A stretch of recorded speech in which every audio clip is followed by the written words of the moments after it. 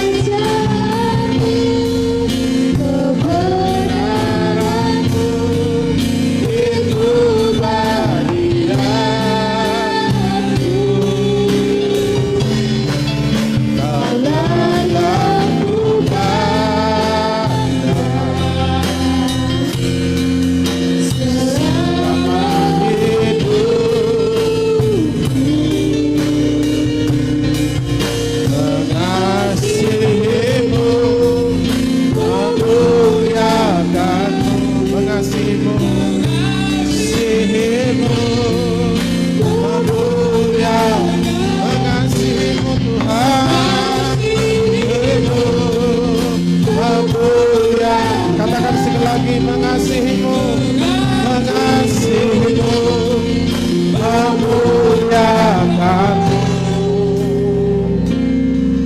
Bapa dan Raja.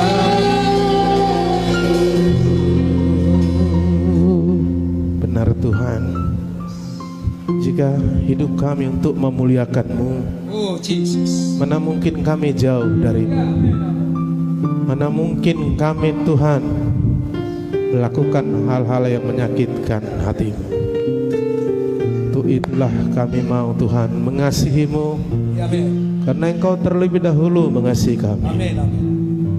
Engkau menyelamatkan kami bukan karena perbuatan baik usaha kami, tapi karena rancangan-Mu, rancangan keselamatan dan damai sejahtera, bukan celaka, bukan yang buruk, tapi membawa kami pada hal yang lebih baik. Dan Engkau sanggup mengadakan segala-galanya menjadi baik. Oleh sebab itu Tuhan, berfirman-Lah, kami siap mendengar. Beri kami telinga, urapi telinga kami mendengar. Beri kami roh pengertian untuk mengerti.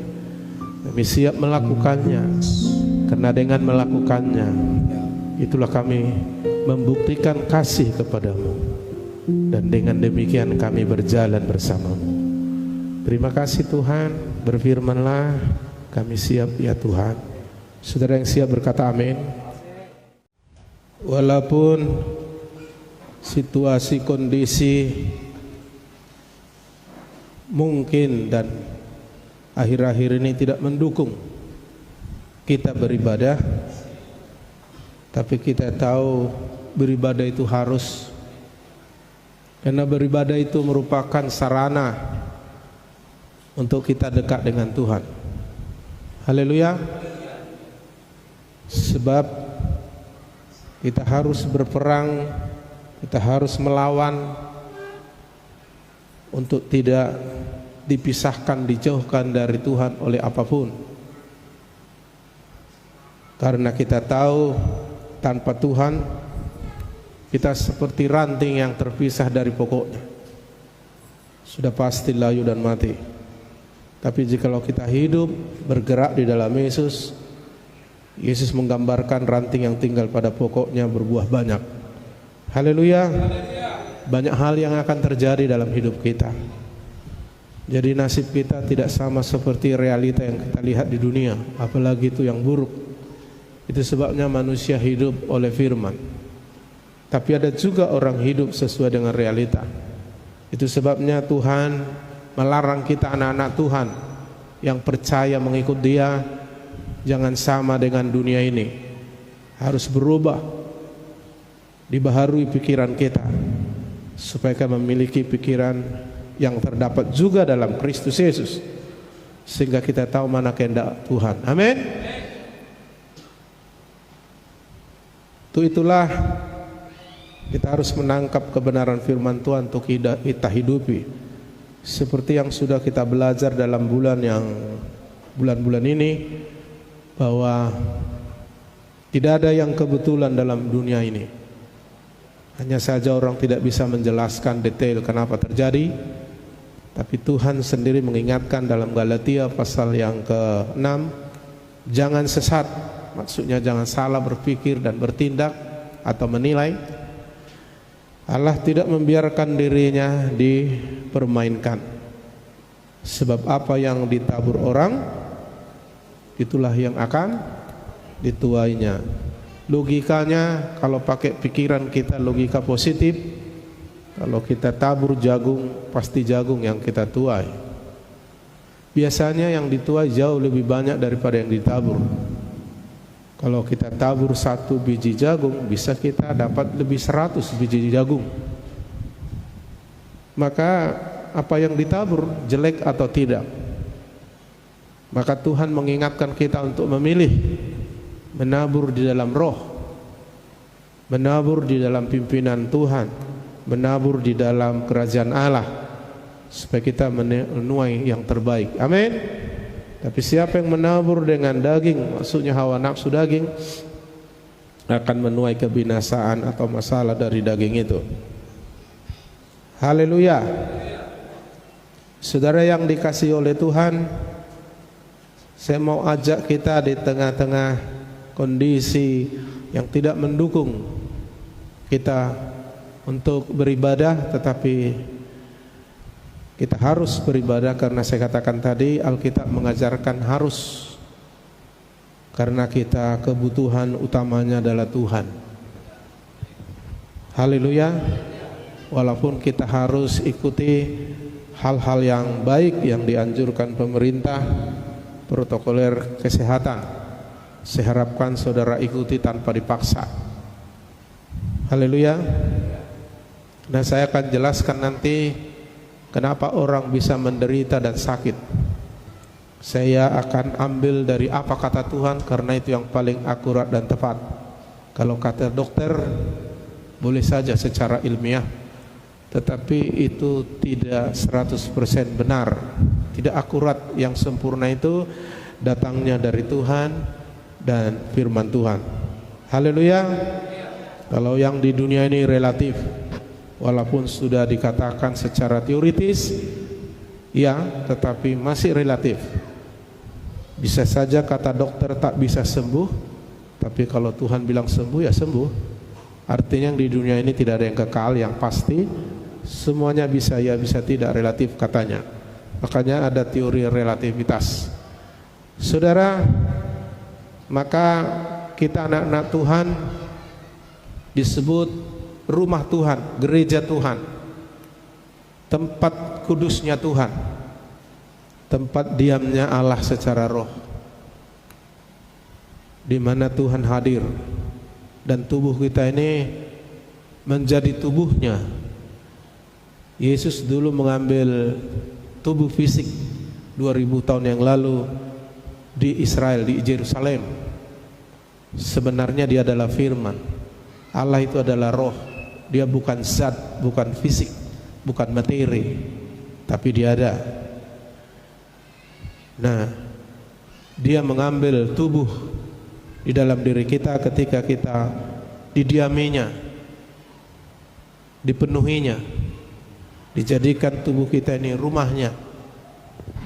Itu sebabnya 1 Korintus 3 ayat 16 katakan, tidak tahukah kamu, coba munculkan, bahwa kamu adalah bait Allah. Bait Allah itu artinya tempat diamnya Allah, tempatnya Allah berdiam, rumahnya Allah, atau dalam bahasa lainnya gereja.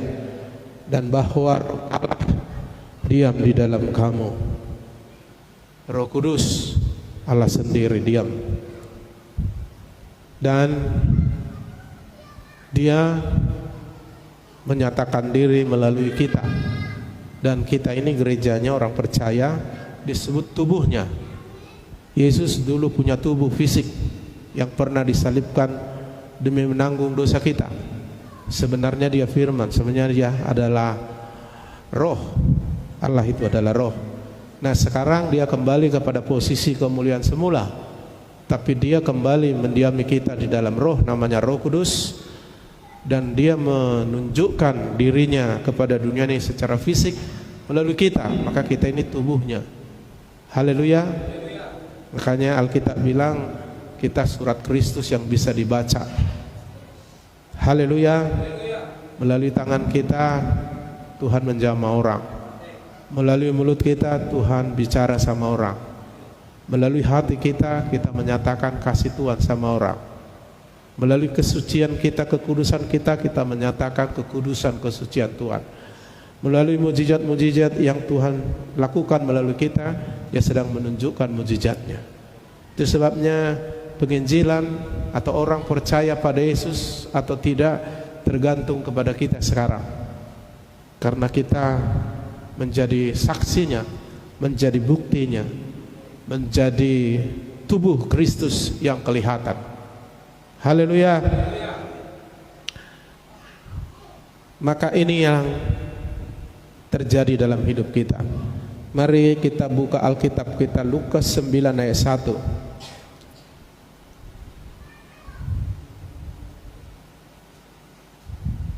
Lukas, saya akan ajak kita membaca ini, dan saudara perhatikan dan catat, karena ini penting. Orang Kristen yang kuat dan menang adalah orang Kristen yang mengenal siapa Tuhannya, dan yang kedua mengenal siapa dirinya di dalam Tuhan. Jadi kalau kita tidak mengenal Tuhan, kita tidak bisa menang, tidak bisa berhasil, tidak bisa bertumbuh.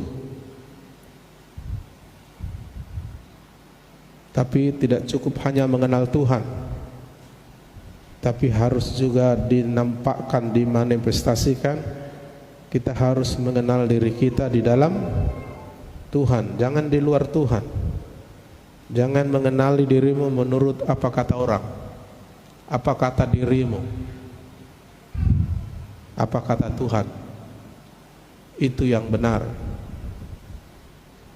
Mari baca bersama saya Lukas 9 ayat 1. 3 ya.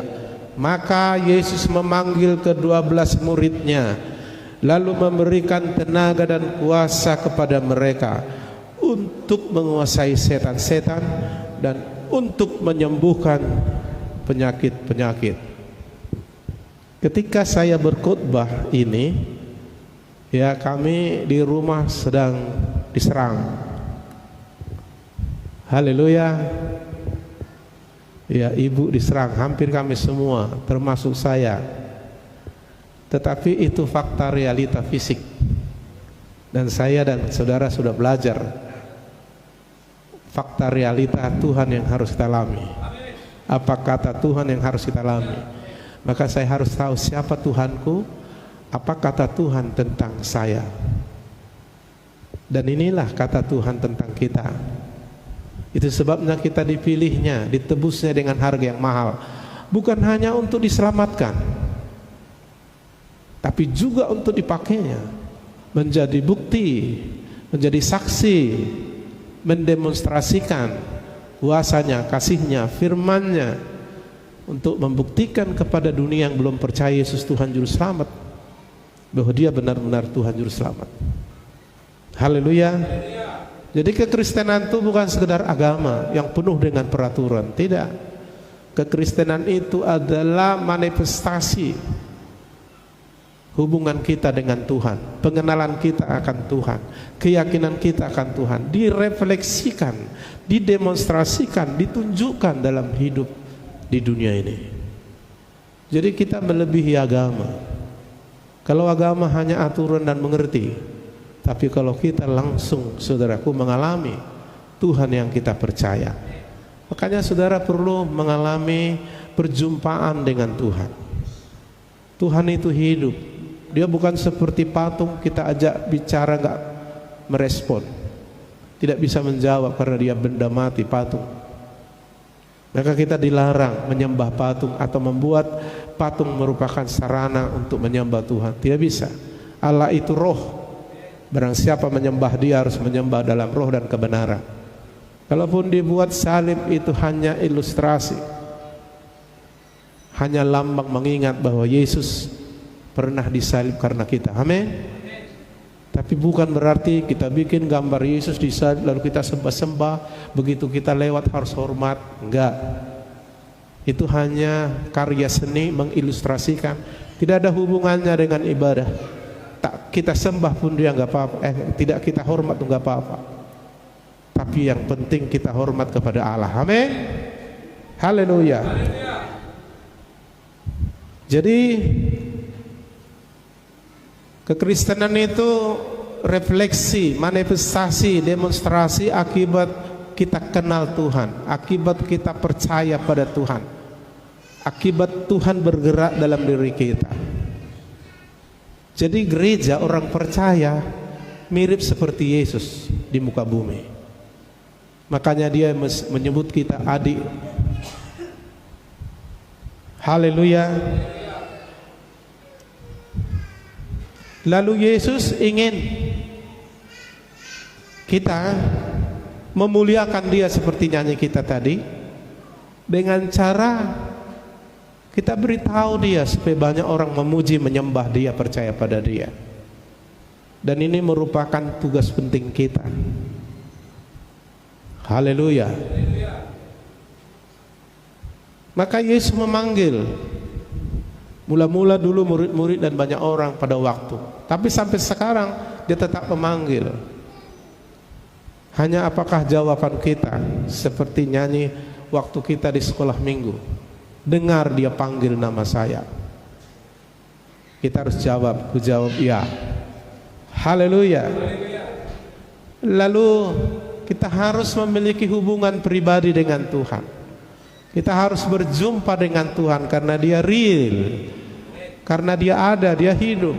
Jangan saudara berpikir yang tak kelihatan itu tak ada.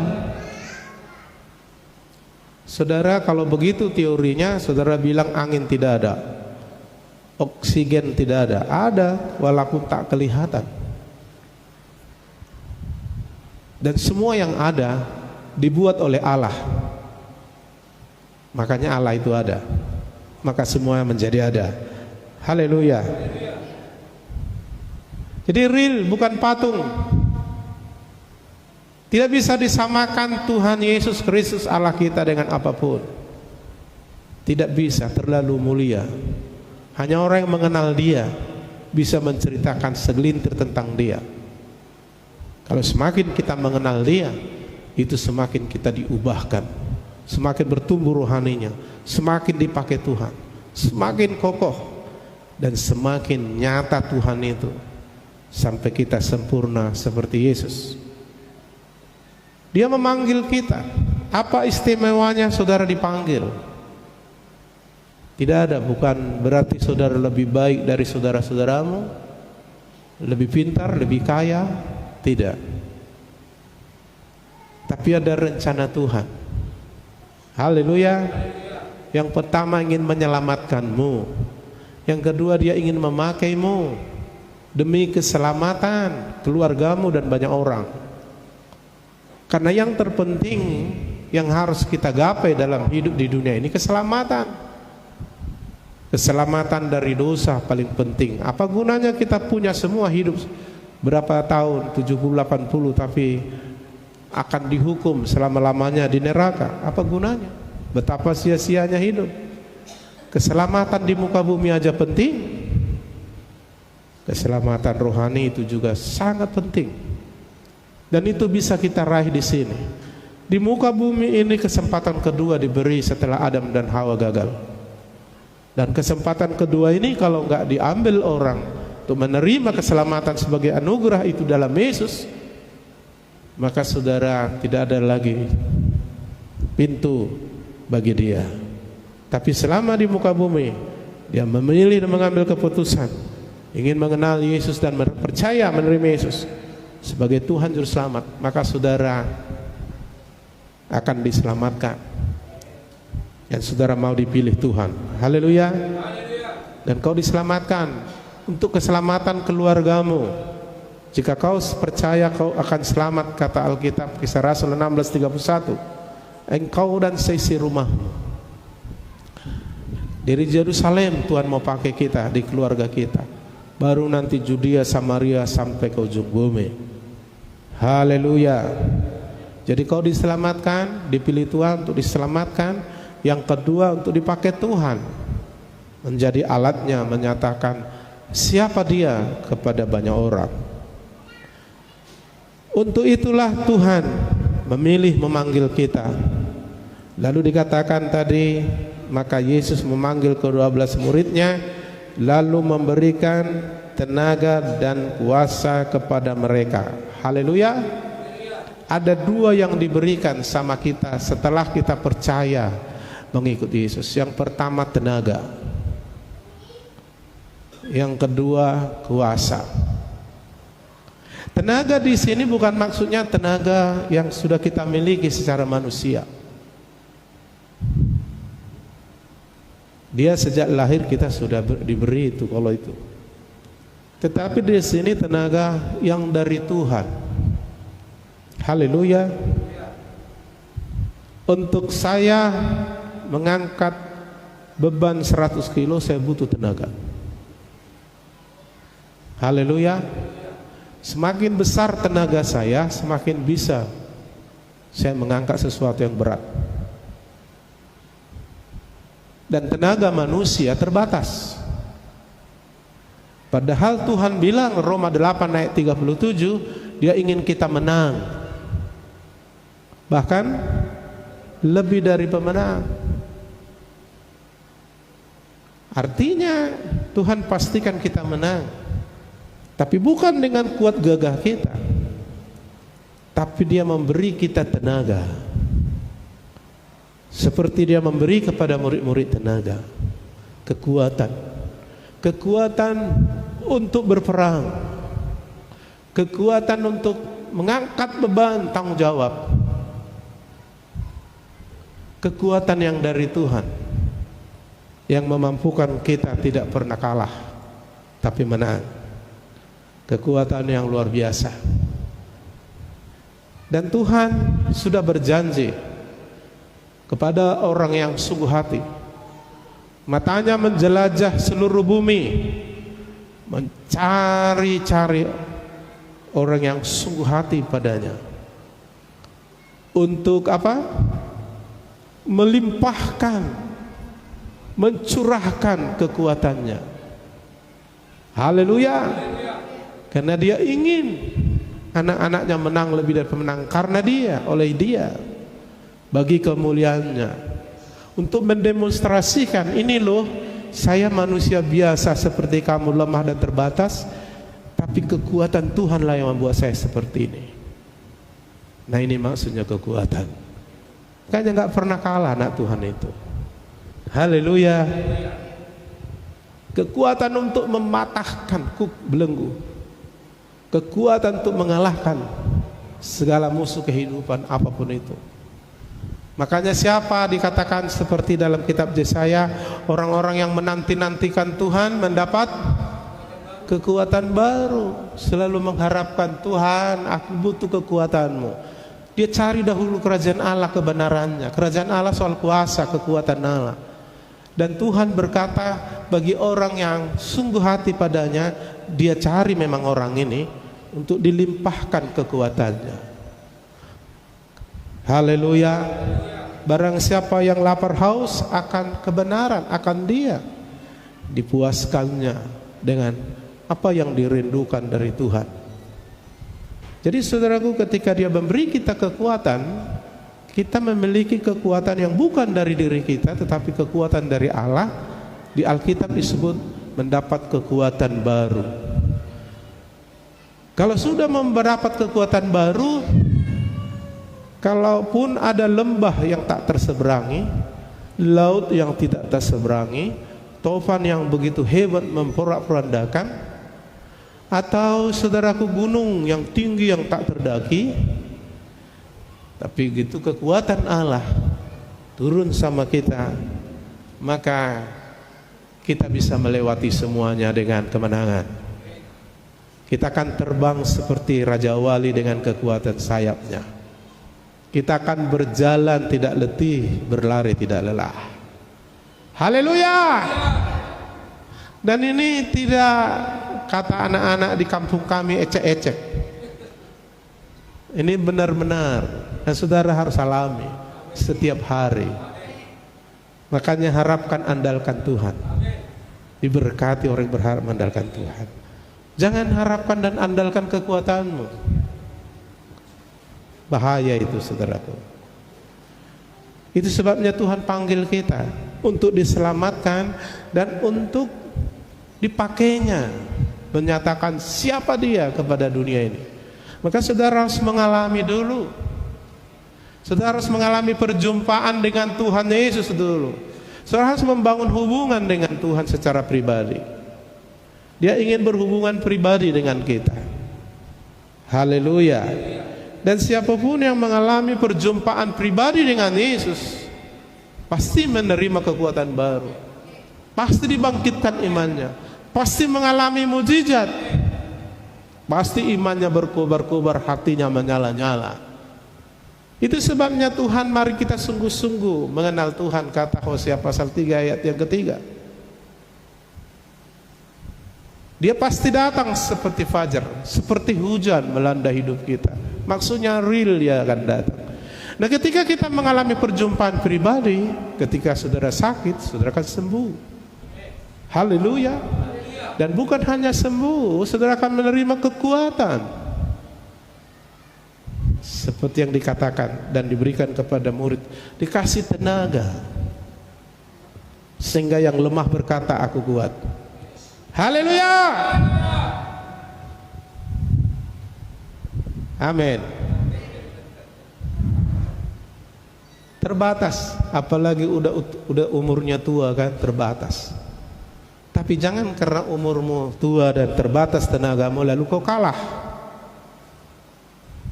Karena Tuhan sudah janjikan, olehnya Yesus kita menang lebih dapat menang. Amin.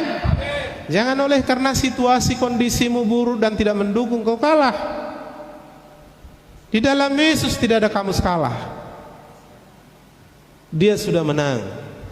Dan siapapun yang hidup dalam dia diberinya tenaga untuk menang, sanggup menghadapi semuanya. Anak Tuhan tidak dikatakan tidak menghadapi masalah, bisa lebih banyak masalahnya. Bisa saja karena iblis sangat benci sama kita. Tapi bukan besarnya masalah itu menjadi masalah.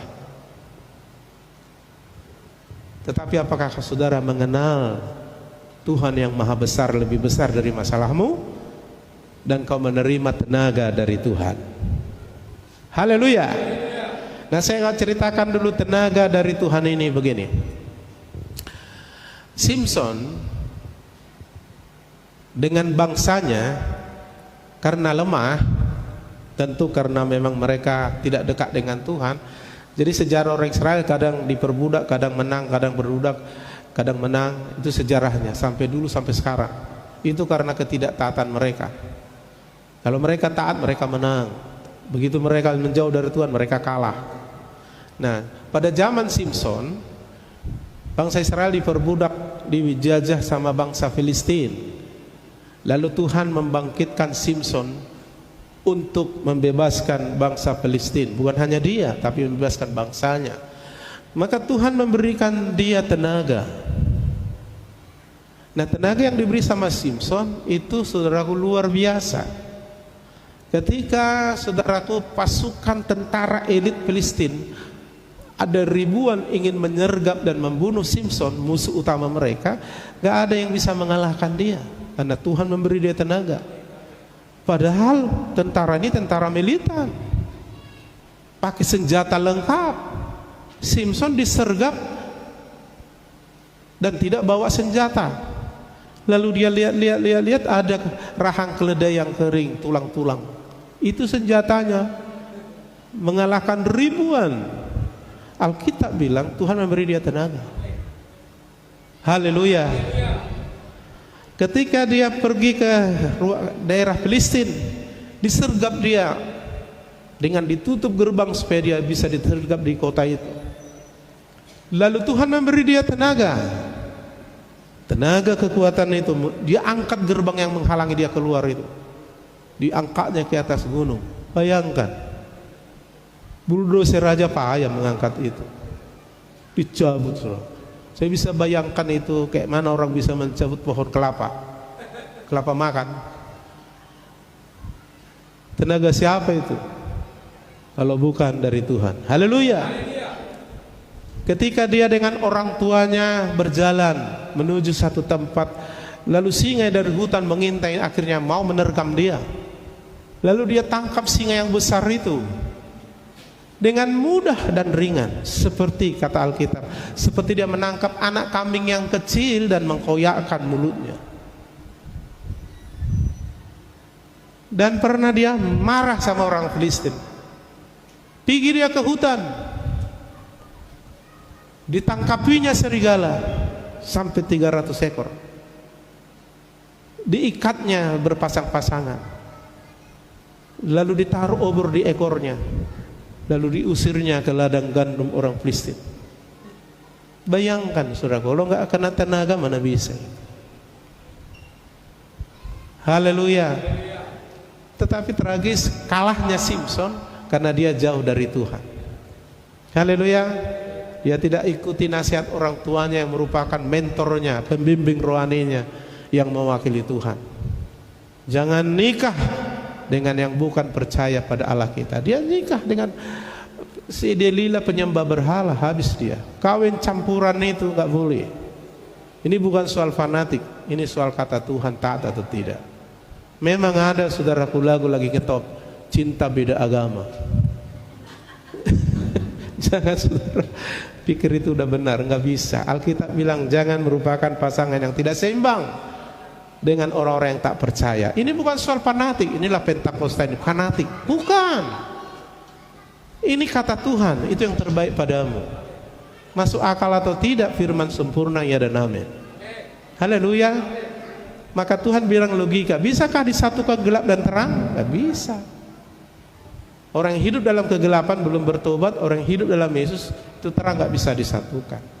Tapi Pak, kita mau menangkan, jangan pandai-pandaian saudara. Ya, jadi dilanggar sama Simpson, sehingga itu memisahkan dia dari Tuhan, sehingga dia nggak punya tenaga. Tapi berbahagialah orang yang suci hatinya, nah mereka akan melihat Tuhan. Haleluya. Berjumpa dengan Tuhan, melihat Tuhan memberi dia tenaga. Saudara mau diberi Tuhan hari ini tenaga? Ya jangan jadi orang Kristen yang gale-gale. Haleluya. Dikit ada masalah, udah. Kalau hanya diberkati kita sukacita, ya tak usah pun orang komunis di Soviet sana pun bisa itu. Tapi di tengah badai kita tenang, di tengah masalah kita menang. Haleluya. Di tengah resesi kita resepsi. Wah, kalau itu luar biasa. Haleluya.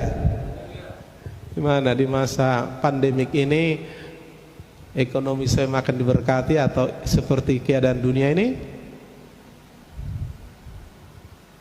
Nah ini harus dibuktikan. Tapi bagaimana lah Pak, ini kan musim corona ya, semua melorot. Jangankan apa, ini fakta-fakta di televisi baru-baru ini Pak, ada berita dari BBC bahwa Amerika pun banknya bangkrut. Gimana Pak, memang begitu keadaan? Oh, saya nggak mau realita itu, saya mau realita Tuhan. Ini yang membedakan kita dengan dunia. Kalau enggak, untuk apa belajar Alkitab? Kok tohnya sama? Tuhan bilang, aku bikin perbedaan kau yang beribadah atau tidak. Haleluya. Kalau belum ada perbedaannya padahal kau sudah beribadah, perbaiki beribadahmu. Mungkin ibadahmu belum benar di mata Tuhan. Harus segenap hati, jiwa, akal, budi, kekuatan. Amin. Simpson diberi tenaga, Musa diberi tenaga. Kalau nggak diberi tenaga, coba bayangkan, umur 80 tahun naik gunung sekitar 2 km gunung Sinai. Kalau saudara nanti pergi ke Israel, naik gunung Sinai dulu, bisa nggak? Kurasa kalau nggak diberi Tuhan saya tenaga pasti nggak bisa. Orang ke Al-Aji saja aku 3 lantai sampai ke atas sudah. Umur 80 bayangkan. Dan bertemu cakap-cakap dengan Tuhan. Gak tahu dia kalau 40 hari 40 malam, gak makan gak minum. turun lagi ke bawah, sanggup. Jadi, jangan kita dijauhkan dari Tuhan, karena kekuatan kita yang seperti ini yang membuat kita menang, lebih dapat menang adalah dari Tuhan. Dosa kesalahan kita, hal-hal yang menjauhkan kita dari Tuhan, itu yang membuat kekuatan kita hilang. Selama kita dekat dengan Tuhan, kekuatan itu akan terus bertambah. Amin. Haleluya. Dan Tuhan mau memberi tenaga itu bukan hanya kepada murid-murid.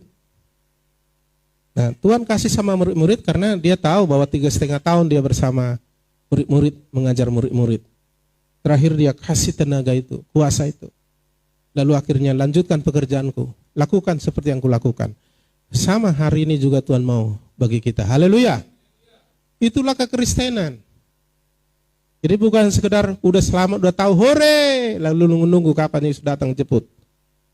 Enggak, kita kerja bagi dia. Amin. Menunjukkan melalui hidup kita, Tuhan itu luar biasa. Jadi masalah kita hebat, tapi Tuhan lebih hebat. Haleluya. Tuhan, iblis itu nampaknya kuat, kita lebih kuat karena Tuhan. Ayo kita lihat yang kedua, dia juga memberi kita kuasa. Kuasa ini beda lagi, ini bicara otoritas. Tenaga dan kuasa, tenaga saya sudah ceritakan. Ini kuasa. Misalnya saudaraku, presiden itu adalah memiliki kuasa. Maka ketika dia katakan, ya,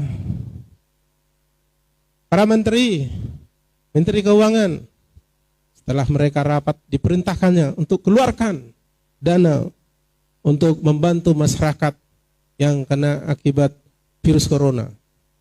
Keluarkan 100 triliun, dikeluarkan saudaraku.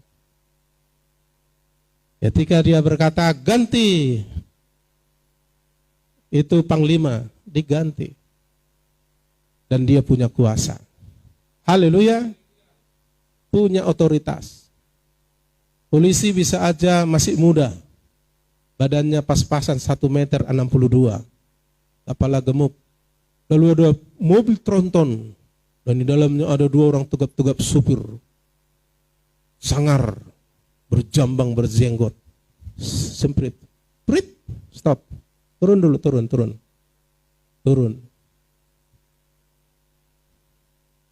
Haleluya. Tolong surat-surat dan sebagainya. Saudaraku, mungkin secara tenaga bisa saja dikeroyok sama 2 ini dia kalah. Tapi ingat, dia punya otoritas, dia punya kuasa. Kalau dia coba-coba mau melawan, berarti dia melawan seluruh Polri. Gak akan bisa. Haleluya. Makanya ada orang coba menggunakan tenaga, dicekeinya polisi di tengah jalan dikeroyok. Saat itu secara tenaga dia kalah, tapi dia punya kuasa. Artinya orang ini udah melawan seluruh korps Polri. Akhirnya selesai, komandannya tahu, langsung ditangkap itu semua. Dan mereka nggak berkuasa. Yang berkuasa adalah orang yang diberi otoritas. Amin. Nah, kita bukan hanya dikasih kuasa, tapi dikasih juga tenaga. Dikasih kita kuasa, otoritas. Kuasa untuk berkata-kata. Karena kerajaan Allah bukan terdiri hanya kata, tapi di balik kata itu ada kuasa. Jadi anak Tuhan itu perkataannya ada kuasa. Orang dukun aja kata-katanya ada kuasa, mantranya ada kuasa. Kita lebih lagi. Ketika kita diberi kuasa, kata-kata kita itu ada kuasa. Maka hati-hati anak Tuhan keluarkan ngomongan. Ada kuasa loh. Amin. Tenaga dan kuasa lebih hebat kuasa. Ya kan? Jadi kalau saya mau mengangkat saudara dengan tenaga saya, agak repot. Berapa ton kamu semua ini kan? Lalu timbangannya ada 50 kali berapa ini? Tapi saya bisa mengangkat saudara dengan mudah, dengan kuasa. Haleluya. Kuasa itu hebat. Dan Tuhan kasih sama kita kuasa dalam berkata-kata. Kuasa waktu kita berdoa ada kuasa. Karena doa orang benar sangat besar kuasanya. Jadi kata-kata kita, katakanlah kepada gunung itu tercampak ke laut. Asal kau percaya itu akan terjadi, ada kuasa. Amin. Ada kuasa. Jadi ada diberi Tuhan sama kita tenaga dan kuasa. Nah, kuasa itu di dalam kita bahkan lewat perkataan. Haleluya. Coba berdiri.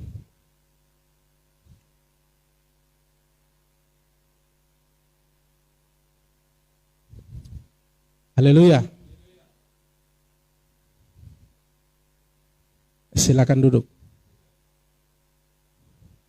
Kan mudah saya menyuruh saudara kan. Kalau aku angkati kau satu-satu kan payah itu. Coba aku ngomong aja dari depan. Itulah kuasa perkataan. Amin. Kecuali Pak Uta dulu nggak diperhatikan, kurang didengar. Jadi iya. Haleluya. Jadi kalau saya angkat saudara satu-satu berdiri lama, cukup saya bilang berdiri, duduk. Jadi kita diberi kuasa, diberi juga tenaga. Untuk apa? Jangan salah guna lah pula untuk bisa jadi preman di terminal, bukan untuk itu. Itu kuasa dari si manuk-manuk itu. Cari uang jadi kepala geng kan? Untuk apa? Kembali kepada Mazmur apa Lukas 9 tadi ayat 1. Untuk menguasai apa? Nah kan musuh kita kan bukan darah daging, bukan manusia, musuh kita setan, iblis, roh jahat itu musuh Tuhan dan musuh kita. Yang kerjanya mencuri, membunuh, membinasakan. Saya beritahu, di balik semua yang jahat dan buruk, itu iblis promotornya, skenario-nya. Iblis yang menipu saudara untuk terjebak ke sana. Ya ibarat orang yang mau menjebak burung. Ya tipu kita, dibikin situasi tertentu, digiringnya kita ke sana, diserangnya kelemahan kita, supaya dia mampu menguasai kita. Lalu mencuri, membunuh, membinasakan. Itu kerjaannya. Kalau Yesus datang bukan untuk mengambil, apalagi membunuh. Tapi dia mau memberi hidup. Hidupnya diberi. Haleluya. Dan memberi kita limpahan. Jadi Tuhan kasih ini sama kita bukan mau anggar jago, menjadi sombong, bukan. Supaya kita mewujudkan kemenangan Yesus melalui hidup kita.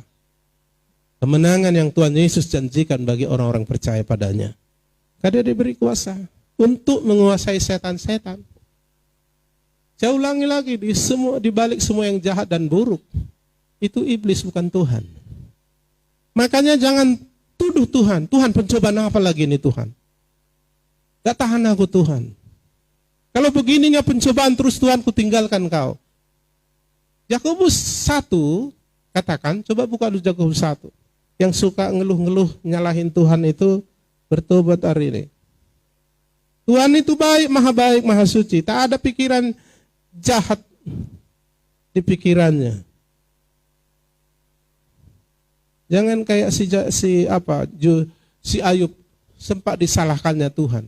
Tapi terakhirnya dia bertobat setelah dia bertemu Tuhan. Yakobus pasal yang pertama saudara perhatikan.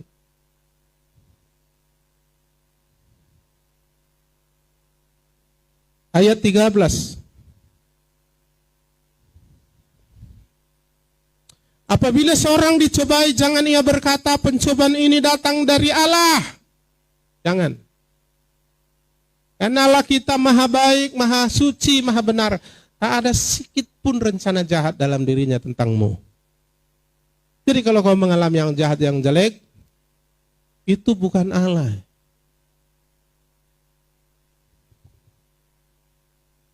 Lalu kenapa terjadi itu? Saya ulangi lagi. Sebab apabila seseorang dicobai, jangan ia berkata, pencobaan ini datang dari siapa? Jangan ya. Sebab Allah tidak dapat dicobai oleh yang jahat dan ia sendiri tidak mencobai siapapun, termasuk kita atau orang yang belum percaya Yesus pun tidak. Tetapi ya tiap orang dicobai oleh apa? Keinginan, sifat keinginan, kehendak bebas yang jahat, yang melanggar firman. Dan ia diseret dan dipikat olehnya. Dan iblis mendorong saudara, mensupport saudara untuk masuk ke dalam pencobaan. Haleluya. Sebabnya kita berjaga-jaga berdoa supaya jangan jatuh ke dalam pencobaan. Jadi jangan bilang, Tuhan mencobai aku, tidak. Kalaupun ada perkataan mencobai, itu mirip dengan menguji. Murid-murid sedang diuji oleh guru. Kan gak jelek itu kan? Ya, menguji. Artinya supaya murid-murid paham dan naik kelas dan terbukti sudah paham. Haleluya. Jadi bukan mencoba ya, apalagi dengan yang jahat. Tapi kita diberi kehendak bebas. Maka saudara harus memilih Tuhan dan mengikuti firman-Nya. Sehingga perjalananmu berhasil dan beruntung. Haleluya. Jadi dia memberi kita tenaga kuasa untuk menguasai setan-setan. Inilah tanda-tanda yang menyertai orang percaya. Mereka punya kuasa dalam perkataan. Mereka mengusir apa? Setan demi nama. Ya, artinya ketika kita bilang dalam nama Yesus, artinya seluruh pribadi Tuhan yang Allah, yang memiliki segala kuasa di surga di bumi, ada di dalam nama itu, nama Yesus. Dan kita diberi kuasa untuk itu. Lalu kita lepaskan kuasa itu melalui kata-kata. Sehingga iblis harus nurut. Maka setan akan lari daripadamu.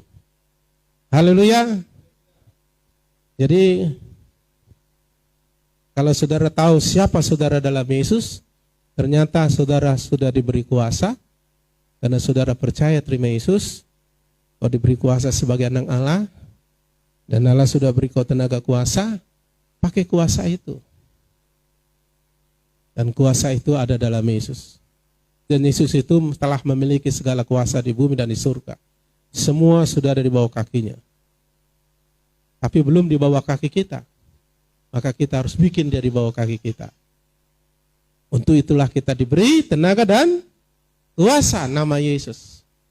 Untuk menguasai setan-setan. Jangan sebaliknya dikuasai setan-setan. Haleluya. Haleluya.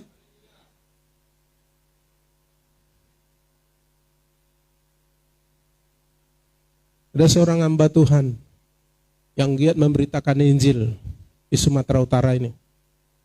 Dan sampai banyak orang dari agama lain menjadi percaya Yesus.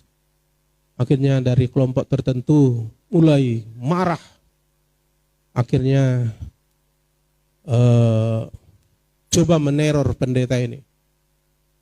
Tapi pendeta ini punya kuasa.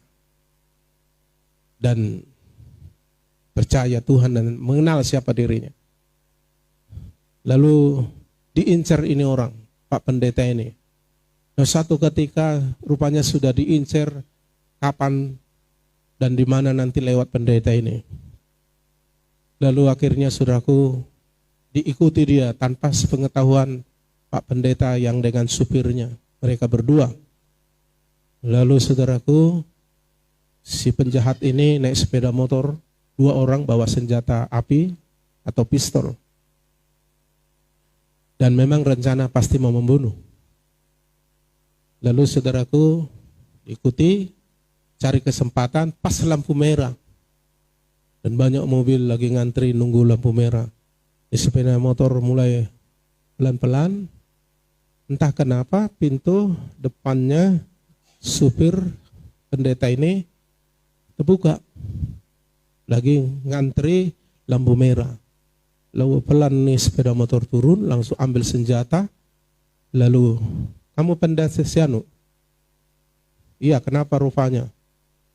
Kau nggak bisa tembak saya dalam nama Yesus. Nggak keluar pelurunya. Begitu diarahkan ke supir, terus kena saudaraku. Mati supirnya.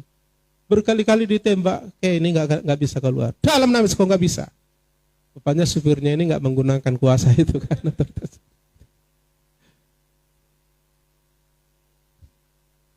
dan pendeta ini lolos tapi sedih ya supirnya kena. Haleluya, haleluya.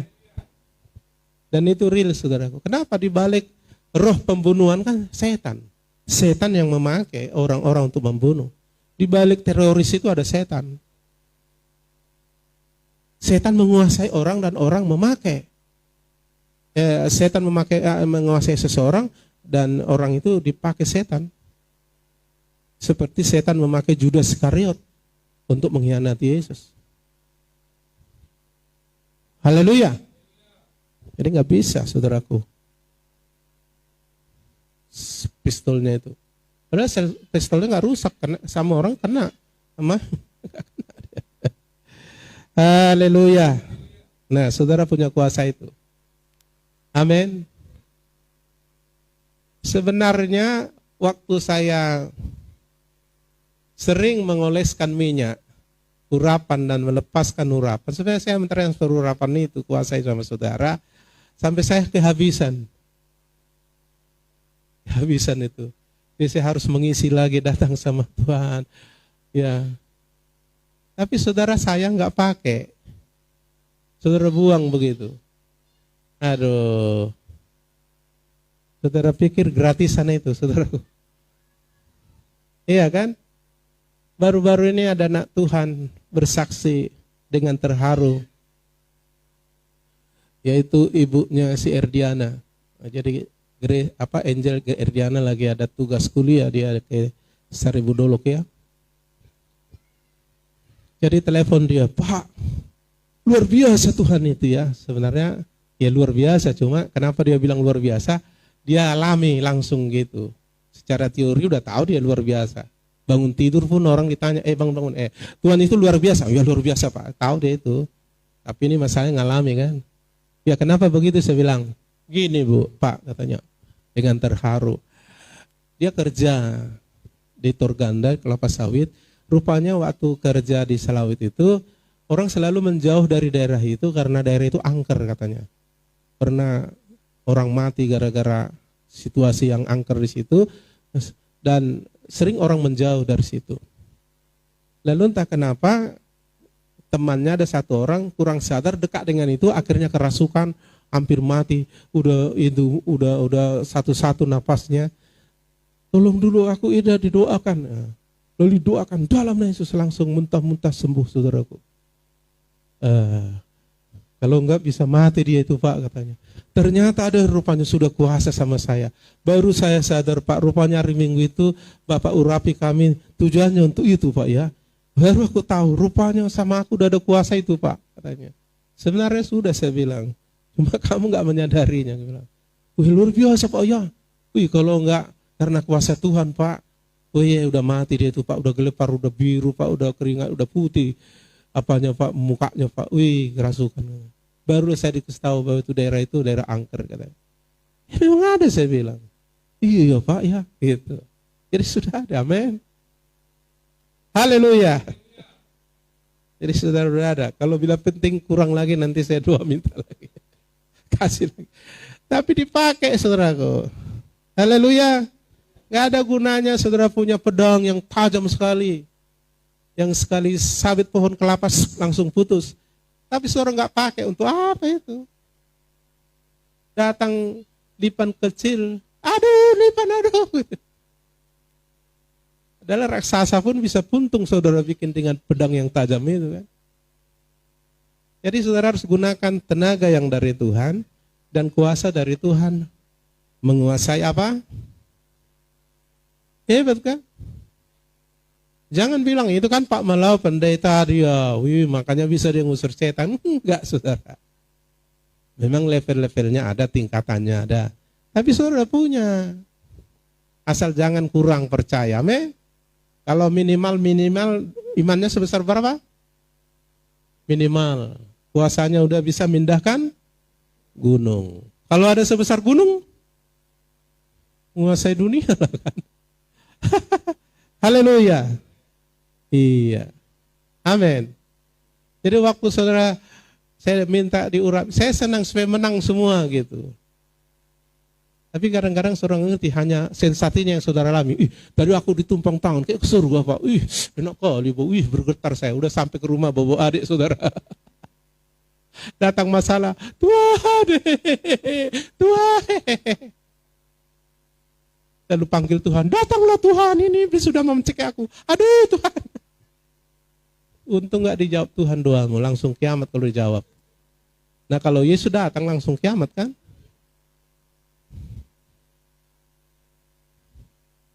Sekarang kau yang praktek.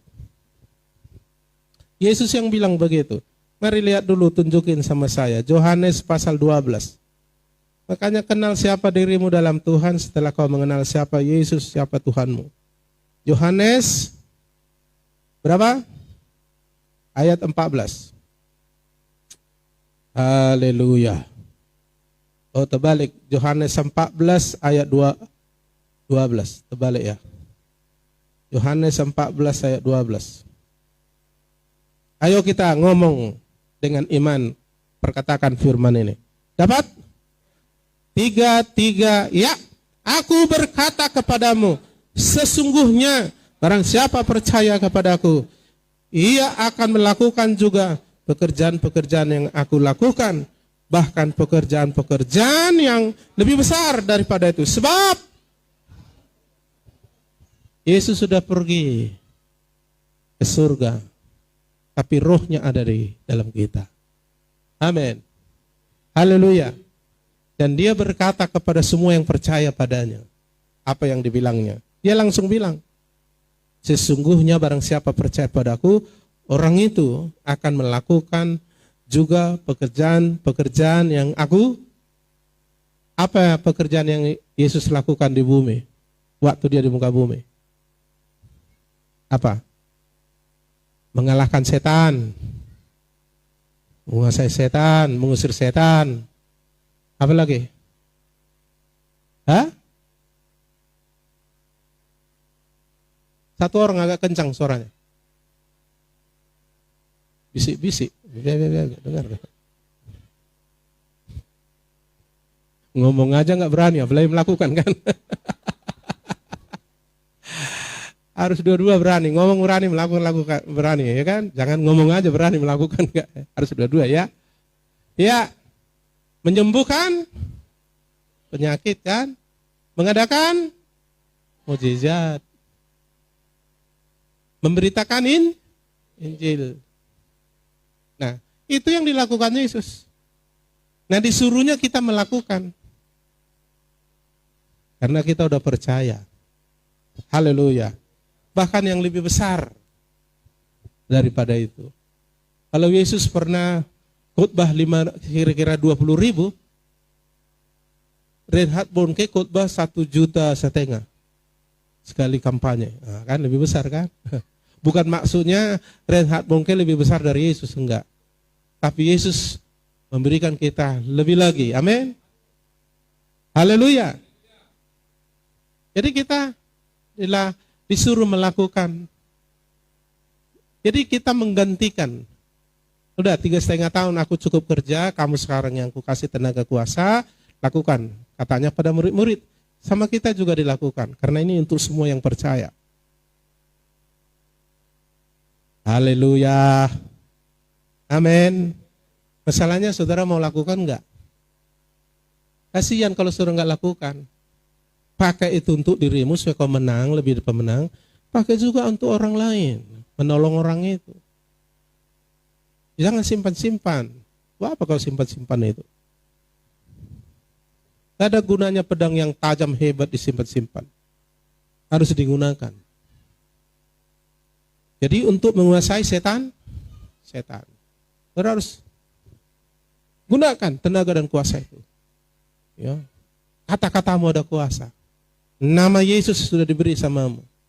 Kau sudah diberi lisensi untuk menggunakan kuasa di dalam nama Yesus. Udah gunakan. Usir setan, kuasai setan. Kalahkan dia. Amin. Amin. Jadi kalau ada orang nanti yang perlu dibebaskan dari roh jahat, sudah siap saudara dipakai? Ada berapa orang yang siap? Coba tinggi-tinggi.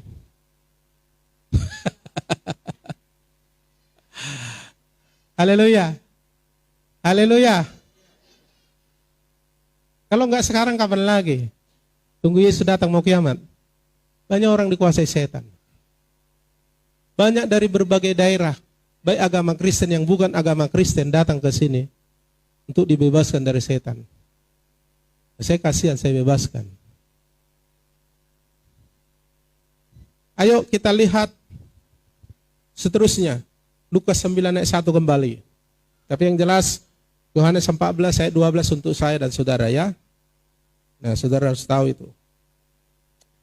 Dan dikatakan menguasai setan-setan dan untuk menyembuhkan sakit penyakit.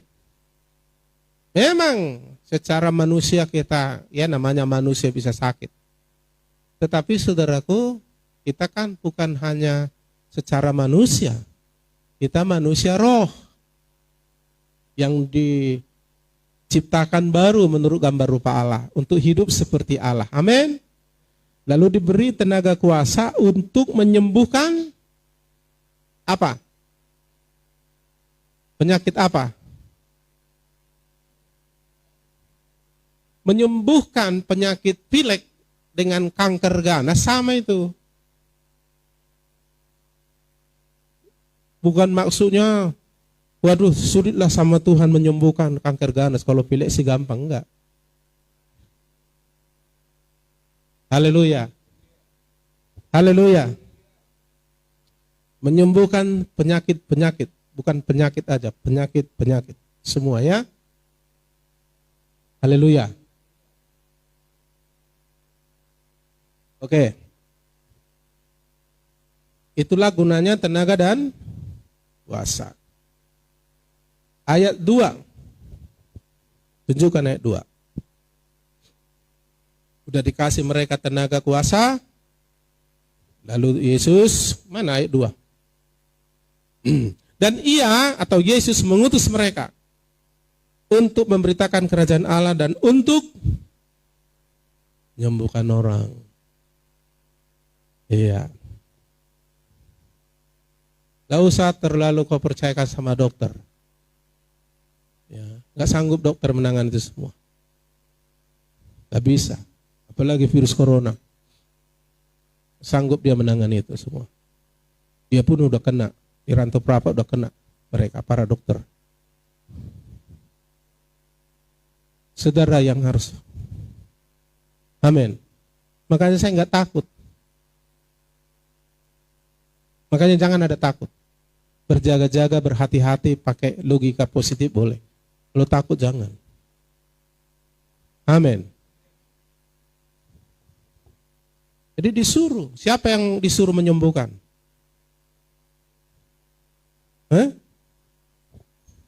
Yang diutus. Saudara mau diutus? Ya udah. Apakah saudara mampu melakukannya? Halo? Hah? Mampu saudara melakukannya? Makanya nggak banyak jiwa kita menangkan. Kita hanya dengar, wih hebat kuasa Tuhannya. Kadang-kadang dengan mujizat gampang meyakinkan orang bahwa Yesus Tuhan. Tapi mujizat itu tujuannya harus membawa orang itu pada Yesus, ya kan? Mampu atau tidak, Kalau belum, mintalah tenaga dan kuasa itu tadi. Dan Tuhan kasih kepada yang sungguh hati. Amin. Untuk keperluan memuliakan Dia. Supaya kita menang. Kalau kita menang kan kita memuliakan Tuhan. Mana pernah orang, luar biasa Tuhan, aku mengalami pencobaan, kalah aku 3 kali. Hampir murtad aku, enggak memuliakan Tuhan itu. Puji Tuhan, waktu itu ada orang penyakit kanker, kudoakan langsung mati dia katanya. Enggak memuliakan Tuhan dia. Tapi kalau memuliakan Tuhan, udah pergi 300 dukun dijalaninya. Semua dokter ahli sedunia dijalaninya. Saya kudoakan langsung sembuh dia dalam waktu 5 menit. Dan saya suruh periksa. Clear, di ronsen semua, clear, sembuh total. Luar biasa Tuhan. Memuliakan Tuhan itu. Haleluya. Dan banyak orang akan percaya. Melihat terang kemuliaan ini, orang akan datang padamu. Karena terang kemuliaan itu akan datang. Ya, di Jakarta ada orang mendemonstrasikan kuasa kesembuhan di jalan-jalan di mana-mana. Rame itu. Siapa itu namanya? Andi Simon ya. Banyak ya. Sampai yang pakai jilbab berdatangan. Dari Manado, dari mana datang saudaraku. Iya. Itu artinya terang kemuliaan Tuhan sudah terbit. Bangsa-bangsa akan datang. Jadi bukan hanya dia, kita pun boleh. Ya bila penting kita bikin nanti di sini tempat mereka nginap, lalu kita doai ngantri. Apalagi karena virus corona harus ada jam pertemuan kan. Iya kan? Kita bikin 3 lantai di sini, lalu dibuat situ rumah pemulihan. Yang sakit rohani, jasmani, materi dipulihkan. Kenapa gak bisa? Injil kan jawaban ya kan? Haleluya! Dan kita bisa mewujudkan karena kita punya tenaga kuasa. Orang ngomong aja kok. Apa susahnya? Hei iblis, keluar dalam nama Yesus. Ngomong aja kok. Gak paling harus ada uang 1 juta di kantong baru bisa kan? Gak mesti harus MTH dulu baru bisa kan? Modalnya itu aja. Saudara percaya punya kuasa tenaga udah. Dan itu tidak dipunyai oleh dunia. Hanya orang berjumpa dengan Yesus punya itu. Amin. Itu kelebihan kita. Bukan kelebihan kita. Kita harus jadi profesor dulu baru bisa mengkhotbah profesor. Gak mesti. Tapi apa yang dikasih Tuhan sama kita itu luar biasa. Dan dunia gak punya itu. Amin. Ya, jadi mereka disuruh untuk menyembuhkan orang. Latih dulu imanmu, lepaskan dulu kuasa sama dirimu pula. Sama dirimu boleh juga. Tanda orang percaya tumpangkan tangan sama orang sakit sembuh. Wah aku dulu Tuhan, tanganku ini udah kayak apa nih? Gejala samurat ini. Sembuh dalam nama Yesus. Waduh. Wah iya juga ya, baru teriak sama orang lagi kan gitu. Iya, bisa saja tingkatan imanmu itu terlatih. Dari 10 yang kau doakan, 3 yang sembuh, 7 belum. Lumayan kan? Terus dilatih nanti. Ya kan? Dari 10 yang kau doakan, 7 sembuh, 3 enggak. Lama-lama 10 doakan, 10 sembuh. Lepas itu. Semua harus dilatih. Mana ada orang langsung SD langsung SMA. Enggak ada itu. Terus naik tingkat lewat tindakan-tindakan iman. Haleluya. Jadi ini enggak ece-ece. Ini betul-betulan ini. Sekarang ini, butuh ini. Jangan-jangan sebenarnya kita ini udah ada yang kena virus corona ini, tapi karena kuasa Tuhan terus bekerja, mati ke virus corona itu. Ya, jangan-jangan juga kami di pastori yang diserang virus corona ini. Dan saya nggak takut, mati itu semua. Bahkan aku bilang dengan iman sekarang, kalau kena virus corona sama aku dalam waktu 1 detik, tuh kena sih mati langsung dia. Kenapa? Orang iblis saja gemetar jumpa sama saya. Kalau virus corona kan. Harus gitu imannya. Jangan bilang, Tuhan aku ini cacing, tak ada daya Tuhan. Pantasnya aku masuk neraka. Janganlah kau. Ditebus kok cacing. Kau anak Allah. Kalau kau merasa berdosa, bertobat, minta ampun. Kau tetap anak. Tapi harus anak yang dikasihi ya kan. Jangan anak yang hilang, payah juga memang. Haleluya. Haleluya. Ya, kalau saudara mau tenaga itu, saya minta tenaga itu hari ini. Itu tugas saya sebagai gembala di sini. Tapi pakai. Haleluya. Bisa aja masih asam urat itu masih ada di sinimu. Pakai. Bisa aja migrainmu itu udah 3 tahun di sini, kambuh-kambuh setiap bulan. Pakai. Sampai keuanganmu pun boleh kau pakai. Ada kuasa dalam perkataanmu. Di mulutmu ada berkat, ada kutuk. Tapi Tuhan mau berkatlah. Haleluya.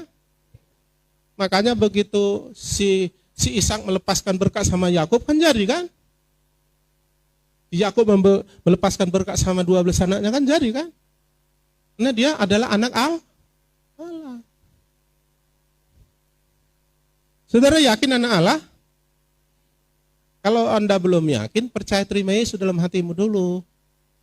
Orang yang percaya menerima Yesus, Yohanes pasal 1 ayat 12 bilang dia anak Allah. Kalau udah. Tapi aku Pak, supaya lebih mantap Pak, aku perlu dikasih tenaga kuasa. Oke, nanti saya doakan saudara. Tapi pakai. Biar hari Minggu ini betul-betul hari kemenangan. Hari Minggu itu artinya hari kemenangan. Gereja sekarang hari Minggu itu hari minta disembuhkan, minta dipulihkan. Karena sudah babak belur hari Senin, Selasa, Rabu, Kamis, Jumat, Sabtu. Maka kalau pendetanya nggak sakti, hampir habislah jemaat ini semua. Mana semua pendeta sakti kan? Haleluya. Jadi pakai tenaga kuasa itu hari Senin, Selasa, Rabu, Kamis, Jumat. Hari Minggu kita rayakan kemenangan. Luar biasa. Dibatasi, melapor sama koordinator. Aku mau bersaksi. Oh jangan banyak kali, cukup 3 orang. 3 orang itu per 5 menit 1 orang bersaksi. Luar biasa. Kemenangan yang saya alami hari Selasa yang lalu. Yang lain bilang kemenangan hari Jumat yang lalu.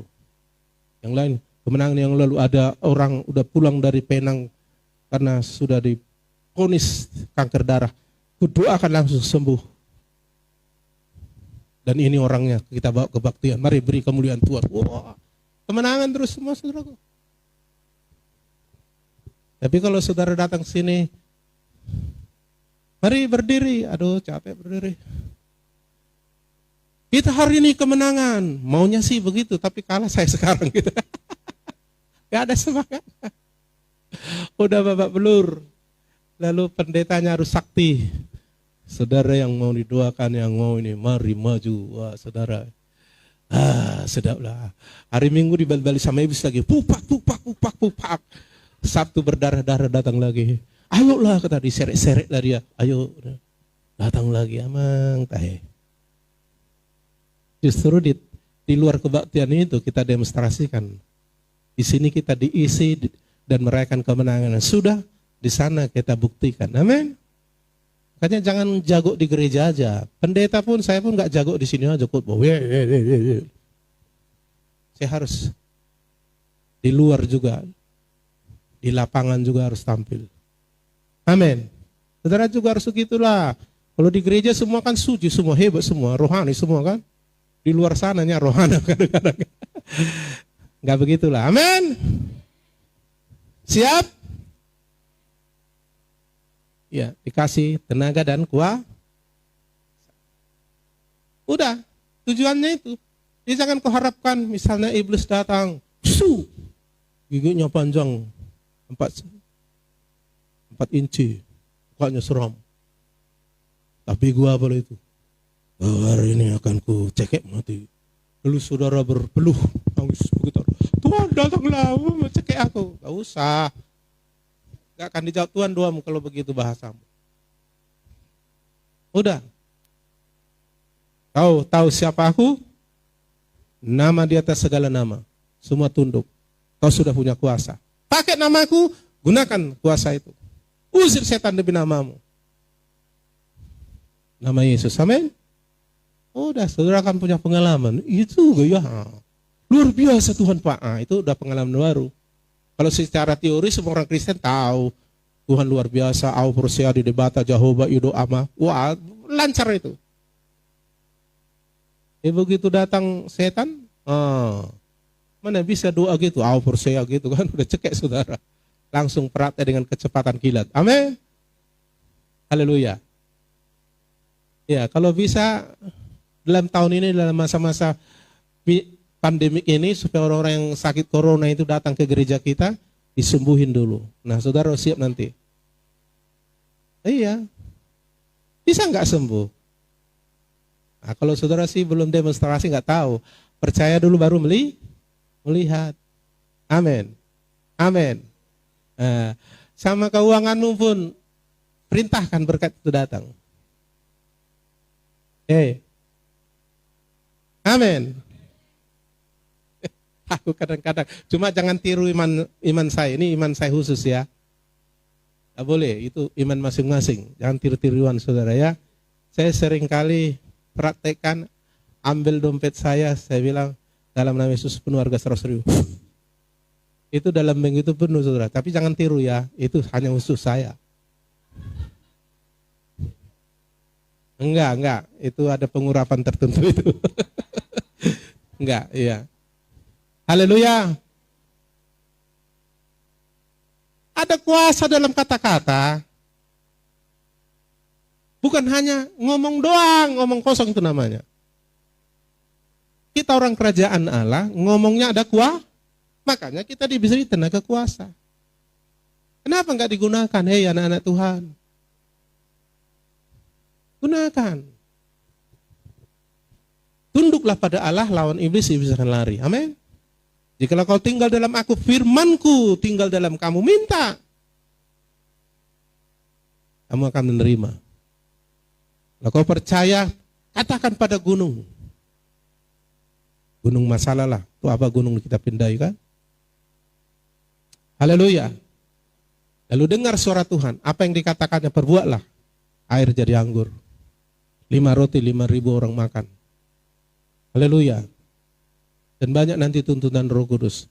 Sekarang harus kita alami realita Tuhan. Untuk mengalahkan realita dunia. Kalau keadaan dunia ini akan makin susah ini. Ekonomi makin susah ini. Semua ekonomi sekarang digoncang. Amerika pun goncang ekonominya. Hanya dengan virus corona aja, udah goncang semua. Padahal Alkitab bilang akan digoncang semua. Yang tidak tergoncang orang berdiri dalam iman dalam Yesus. Kerajaan Allah tidak tergoncangkan. Karena kerajaan Allah ada kekuatan kuasa untuk menolak. Sehingga iblis tidak menguasai kita, alam maut tidak bisa menguasai kita. Ini benar-benar. Saya menguji saudaraku. Dalam masalah pandemi ini, kawan-kawan saya pendeta mengeluh semua. Saya percaya secara realita memang kita saja kolektenya per bulannya turun. Saya tahu itu. Tapi saya tidak mau itu menjadi rumus. Haleluya. Kita bisa resepsi di tengah resesi. Bisa. Dan itu terjadi kepada Ishak. Anaknya si Abraham. Masa kelaparan, semua orang harus pergi cari makan ke Mesir. Dia tanya Tuhan, jangan tinggal di negeri. Kekeringan. Bahkan tahun itu kekeringan atau Tuhan ngomong. Lalu Tuhan bilang, menabur kau, aku menyertai. Dia menabur masa kekeringan. Alkitab bilang Tuhan memberkati dan berhasil 100 kali lipat. Pada masa resesi dia tambah kaya, makin kaya dan paling kaya. Itu hebatnya. Amin. Itu realita Tuhan. Apa yang tidak mungkin bagi Tuhan? Semua bisa bagi Tuhan. Dan bagi orang percaya pun bisa. Nah, kita dituntut percaya. Gunakan kuasa itu. Haleluya. Terus saya bergumul, jangan sampai ada yang kena virus corona, semua jemaat GPDI. Ada 7 gereja sekarang, Tuhan percayakan bersama kita. Gak ada yang kena. Saya tanya para pemimpin di sana, ada kena? Puji Tuhan, gak ada. Lalu ibadah kayak kita. Kadang-kadang kayak yang di air hitam, rapat-rapat orang itu ibadahnya. Saya bilang, suruh cuci tangan orang itu ya, mana tahu orang itu bilang. Ya lah Pak, rapat-rapat itu semangat. Makin ada pandemi ini, makin semangat orang itu ikut Tuhan. Makin ramai gereja aku lihat. Sebagian yang lain enggak, makin pandemi, makin enggak datang ke gereja. Alasan, corona Pak. Ya tukang malas ya, kesempatan juga lah alasan ini kan. Ya jadi luar biasa, tak ada yang kena. Nah itu saudara, kenapa? Karena kita harus menguasai setan. Itu dedengkotnya itu. Yang kedua, menyembuhkan semua penyakit. Haleluya. Amin. Berarti saudara nggak kena. Kalau kena pun sembuhkan. Amin. Kalau kau kurang kuasa, datang sama Tuhan. Atau saya bantu kau datang sama Tuhan. Amin.